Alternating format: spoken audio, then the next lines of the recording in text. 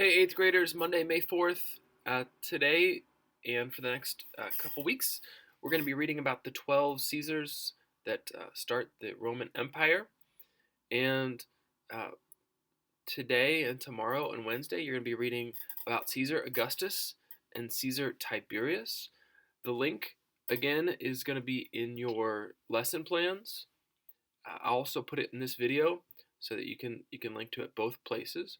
So read two sections, Monday, Tuesday, Wednesday, and your narration then on Wednesday will be just a paragraph or two about these first two Caesars that rule Rome. So one theme that you'll see in all of these stories, but in the first two as well, is backstabbing and intrigue. There's going to be lots of backstabbing. The most powerful person in the planet at this time is the Caesar, and to keep his power, he'll do anything. All the Caesars are going to be like this, and there are going to be people around the Caesars who are going to be trying to get that power off of him, and there's going to be all kinds of political wrangling and you know whispers and gossip and all this stuff surrounding them, and it's a wild story, and it's going to sound sometimes like a soap opera.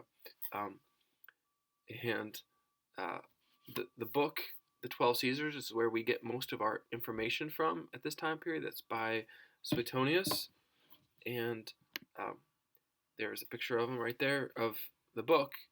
Those are the 12 Caesars, starting with Julius Caesar, but he's never really a, a emperor like the other 11 are.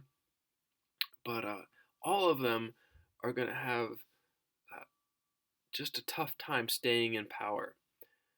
And you might wonder, well, why why doesn't this system fall apart? There's going to be so much drama around these guys.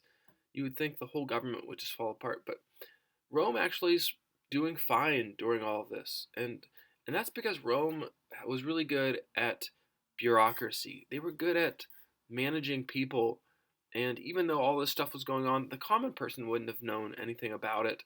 Today we know all about our politicians and the stuff that they're doing, and we know their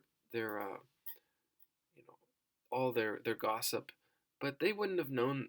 For most people at this time, if you were living on the outskirts of Rome, you just wouldn't know all of this stuff, and uh, you would have only seen the peace of Rome, the Pax Romana, still being carried out at this time under these Caesars, because they had established a system of bureaucracy that was pretty effective. That they had kept people, managed them pretty well, got their taxes off them, didn't abuse them for the most part, and kept the peace. So the average Roman person, citizen, life for them would have been fine, and they wouldn't have known about all the political gossip, wranglings, backstabbings, and all of the rest. Just the people at the very very top probably would have been interested in all of this. For the actual everyday ordinary Joe and Jane, life would have just continued on. It might have been pretty good. They thought, listen, there's not any civil war. There's no giant um, danger that's approaching. The Germans and the barbarians over there are kind of being kept away, and the Parthians over in the east are being kept away. Everybody's kind of got like a sense of peace, that Roman peace that we talked about on Friday.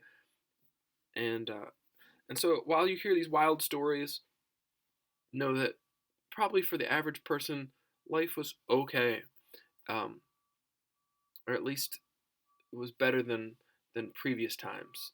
Still, living in this time period would not have probably been the best thing ever as far as physical comforts and joy and all that stuff, but it was better than previous times.